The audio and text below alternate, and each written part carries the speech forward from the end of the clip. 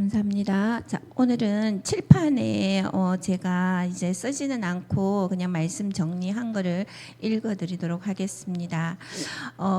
이번 주 저희들에게 주셨던 말씀이 나를 따라오너라, 마태복음 4장 18절 22절의 말씀을 주셨습니다. 서론에서 예수님을 따르는 삶이라고 말씀을 주셨습니다. 예수님을 따르는 삶을 살면 상상 초월의 응답이 온다. 그리고 두 번째, 세상 보는 눈이 열린다. 그리고 골로새서 2장 1절로 3절의 말씀을 주시면서 그리스도 안에 모든 금은 보화지의 지식이 다 있다. 히브리서 12장 2절에 예수를 따르는 삶을 말씀하셨고, 또 방주와 석청은 예수 그리스도를 예표하는 것이었다. 이렇게 말씀해서 주셨습니다. 이 서론의 말씀을 우리가 한 주간 묵상할 때에 예수님을 따르는 삶, 그 삶은 여러분들도 다 아시다시피 힘겹고 어려운 삶, 우리가 정말 은혜롭고 축복받는 삶만 생각하신다면 물론 행복하고 은혜롭겠죠. 그렇지만 예수님을 따른다라는 것은 그만큼 나의 모든 것을 다 내려놓고 내 인격, 내 지위, 세상에 바라보는 모든 것들을 다 내려놓고 나를 따르라, 이 말씀과도 같은 것입니다. 그래서 예수님을 따르는 삶은 세상 육신적인 것들을 내려놓고 오직 언약 붙잡고 언약 따라가라, 이 말씀인 겁니다. 제가 RTS 졸업을 할 때 논문을 존 버년에 관해서 제가 논문을 썼었어요. 근데 그 존 버년에 나오는 거기에 주인공 또한 이제 자기의 그 예수 그리스도를, 그 언약을 따라 갈 때에 가족들을 다 버리고 혼자 홀로 외로이 이제 그 전도의 여정을 걸어가던 그런 이야기가 있습니다. 우리가 예수님을 따르는 삶이 정말 힘들고 고난이 오고 위기가 오지만 그 힘들고 고난 오는 위기 속에 너머에 있는, 그 너머에 있는 하나님의 빛의 영광이 우리에게 주시는 보좌의 그 응답의 능력들이 어마어마하다는 것을 여러분들이 이번 주간에 한번 묵상해 보시기 바랍니다. 그리고 본론에서 영접이라는 말씀을 주셨습니다. 영접이라는 것은 하나님께서 우리를 부르시는 그 시간표죠. 그러니까 우리를 부르실 때에는 영접을 한다, 구원을 받는다라는 것은 창세전에 이미 택정받을 자들을 우리를 하나님께서 딱 예정을 해놓으셨어요. 그래서 하나님의 시간표에 저희들을 부르시는 거죠. 그래서 영접을 한다라는 것은 예수 그리스도를 나의 주인으로 모시는 거죠. 그 모시는 과정 속에서 진심으로 정말 그 영접의 시간표를 누리고 그 정말 진심으로 내가 예수 그리스도를 내 안에 주인으로 모신다, 그런 확신과 그러한 믿음으로 우리가 구원을 받는 겁니다.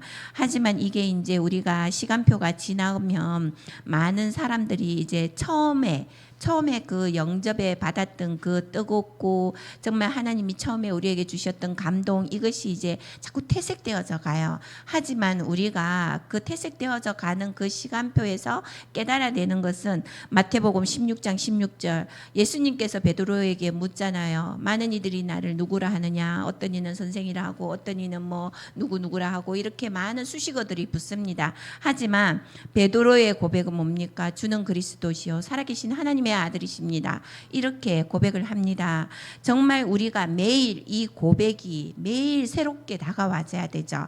저도 아침에 눈을 뜨면 이 고백을 합니다. 그러면서 또 내 자신을 또 한번 돌아보고, 또 오늘 하나님이 또 인도하실 또 여러 가지 일들을 또 눈을 뜬과 동시에 또 이렇게 기도 가운데로 인도받으려고 저도 노력을 하고 있죠. 그리고 또 두 번째 마가복음 3장 13절에서 15절 말씀을 주시면서 13절에 예수님께서 원하는 자들을 부르셨다고 하셨죠. 우리가 가고 싶다 해서 가는 게 아닙니다. 하나님이 영접한 자, 그러니까 하나님이 구원받기로 작정된 자들을, 예수 그리스도를 따라가는 거죠. 그래서 13절에 원하는 자들을 부르셔서 14절에 자기와 함께 하시고 보내사 전도도 하게 한다 했어요. 그리고 15절에 귀신을 내어 쫓는 권능까지도 주셨다, 이렇게 말씀을 하셨습니다. 하십니다. 그리고 요한복음 1장 10절에서 12절에 하나님 자녀의 권세와 창조주로서 우리가 하나님을 인정한다라기보다가 우리가 믿어야 되겠죠. 우리가 정말 하나님을 믿지 않는 믿음은 정말 죽은 믿음과도 같고, 믿으면서 하는 행동, 전도하는 행동, 그 모든 것들이 믿음에서 나오는 거기 때문에 우리가 정말 믿을 때에 이러한 전도도 할 수 있고 또 정말 안수기도도 해줄 수도 있는 겁니다. 그래서 요한복음 1장 10절 12절에 이 말씀을 주셨고, 또 요한복음 14장 9절에 공생애 3년 생활을 하시면서 이제 하나님께서 빌립의 고백도 들으시면서 또 빌립의 그 믿지 않는 믿음을 또 하나님께서 예수님께서 또 빌립에게 말씀을 하시죠. 정말 믿는 이들이 없다. 그래서 이 구절을 주시면서 정말 예수 그리스도를 믿는 그 믿음의 고백이 되어져라 말씀을 주셨고, 또 마태복음 8장 20절에 제자들의 믿음을 물으셨죠. 그래서 예수님께서는 머리 둘 것이 없다 이런 말씀을 주셨습니다. 믿는 이들이 많고 따르는 이들이 많았지만 정작 예수님께서는 머리 둘 곳이 없다 이렇게 말씀을 주셨습니다. 정말 우리가 영접을 한다라는 것은 정말 우리 안에 정말 예수가 그리스도 되시고 정말 그분이 나의 주인 되어 주셔서 나의 삶을 인도하시는 거죠. 우리가 여러분도 다 아시는 영화일 거예요. 패션 오브 크라이스트라는 영화를 보셨는지는 모르겠어요. 그 감독이 멜 깁슨이었는데 이분이 이 영화를 제작하기 전에 진짜 타락한 생활, 그러니까 너무도 많은 영화를 제작하고 많은 돈을 버렸지만 결국에는 영적 문제가 다가왔을 때는 자신이 정말 진짜로 세상에 산다는 그 의미 자체가 모를 정도로 이렇게 나락에 빠졌던 사람이었어요. 멜 깁슨의 고백이었습니다. 그런데 이 사람이 어느 날 자기가 그 어렸을 때 부모님이 되게 깊은 크리스찬들이었는데 그때의 생각을 하면서 기도에 집중을 했었다고 하더라고요. 그 기도를 집중하면서 성경을 계속 펼쳐서 읽어봤다고 그러더라고요. 그러면서 이 마태복음에 예수님께서 십자가에서 돌아가시고 부활하시는 그 장면이 가슴에 와닿아서 이것을 이제 제작하게 되었다. 그래 그 당시에는 진짜 종교적인 것을 제작하거나 또 여기에 투자할 사람이 전혀 없었다고 합니다. 그래서 자기의 사비, 그러니까 자기의 부동산에 자기가 가지고 있는 모든 돈을 다 털어서 이 영화를 제작하는데 돈을 썼다 하더라고요. 그게 그 돈을 다 이제 뭐 사저까지 다 팔고 자기의 가진 모든 것을 다 팔았는 금액이 그 당시에 4,500만 달러, 우리 돈으로 650억 정도 이 되는 돈을 가지고 이제 그 영화 촬영을 시작하게 된 거예요. 그리고 이제 정말 험난한 여정을 영화를 촬영하게 됐는데 이때 이제 이분이 가장 중요하게 여겼던 이 이제 정말 이 예수님을 대역할 사람, 정말 이 배우, 이 예수님을 대역할 사람을 두고 정말 기도를 많이 했다 그러더라고요. 뭐 헐리우드에 많은 정말 유명한 배우들이 많은데도 불구하고 정말 예수님을 가장 잘 표현할 수 있는 자, 그 사람을 두고 기도하다가 배우 짐 카비젤이라는 사람을 이제 이렇게 초이스를 하게 됐다고 했습니다. 그래서 이 두 사람의 이 영화 과정을 쭉 제가 이제 좀 읽어봤는데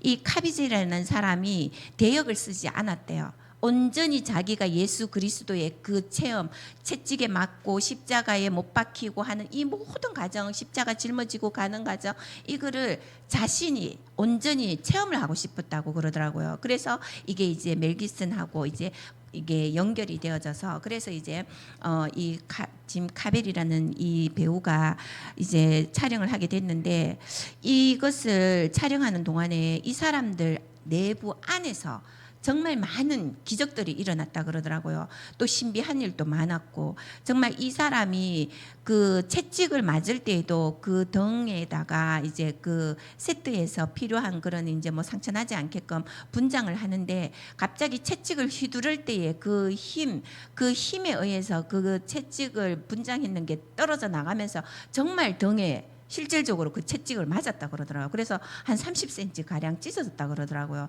그런데도 그걸 감내하고 계속 촬영을 했다 그러더라고요. 그리고 또 이 진 카벨이 이제 그 골고다에서 십자가 메고 이제 십자가에서 이렇게 매달리는 그 장면에서 난데없이 번개가 2번이나 쳤다 그러더라고요. 번개가 2번이나 치면서 진짜 다들 죽었다 생각을 했는데 하나도 죽지 않고 그냥 옷만 살짝 탄 정도로. 그러니까 이 장면들을 찍는 과정에서 많은 사람 크리스찬들로 다시 이제 자기가 정말 떠났던 사람도 회개해서 영접하는 그런 과정도 있고, 정말 그 그리스도를 연기하는 그 지금 카벨의 모습을 보면서 정말 예수 그리스도가 살아나온 것처럼 그렇게 해서 정말 이 사람들이 울면서 개인이 영접하는 사람도 있었고, 가족이 전체 다 돌아오는 경우도 있었고. 그래서 이 영화가 650억 원이라는 처음에 시작할 때 그 영화가 상영을 하는 데 있어 가지고 아무도 이거를 영화관에서 상영을 해주겠다라고 하는 곳이 없었다고 합니다. 그런데 이제 크리스찬 교회에서 또 이제 가톨릭 교회에서 이거를 이제 시작하게 됐죠. 그런데 진짜 하나님의 놀라운 일은 그 다음에 일어난 거죠. 14조 1760억 원.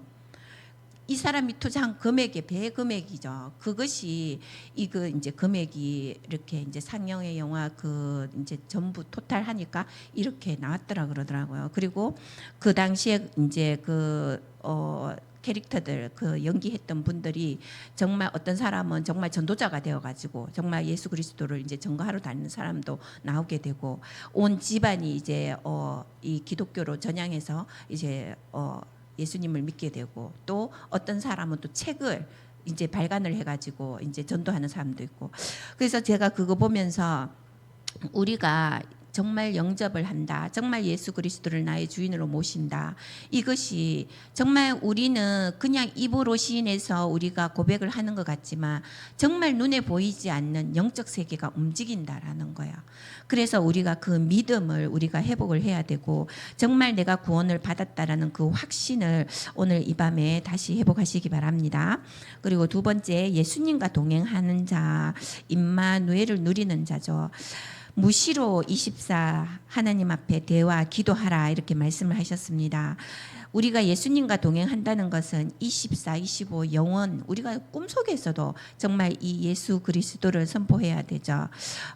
이거는 제 간정인데, 제가 이제 이제 그 친구랑 이제 같이 여행을 갔는데, 낯선 곳에 가면 항상 저희들이 기도를 하잖아요. 그런데 어느 날 이제 제가 밤에 잠을 자는데 이 몸을 너무 꽉 조여오는 거예요. 그래가지고 제 자신이 그냥 예수 그리스도 이름을 선포하면서 이 사단 마귀는 떠나가라 하는데도 이 몸을 쪼이는 거예요. 그런데 제가 그 예수 그리스도 이름으로 명하면서 예수 그리스도 이름으로 명하노니 이 귀신마귀는 떠나가라 하는데, 옆에서 듣는 분들이 그냥 오 하고 이렇게 막 소리만 지르더래요. 저는 예수 그리스도 이름을 선포하고 있는데.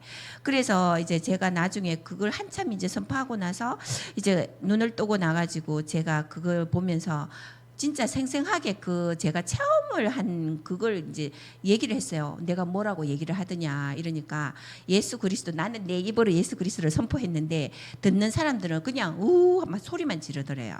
그래서 제가 그렇구나.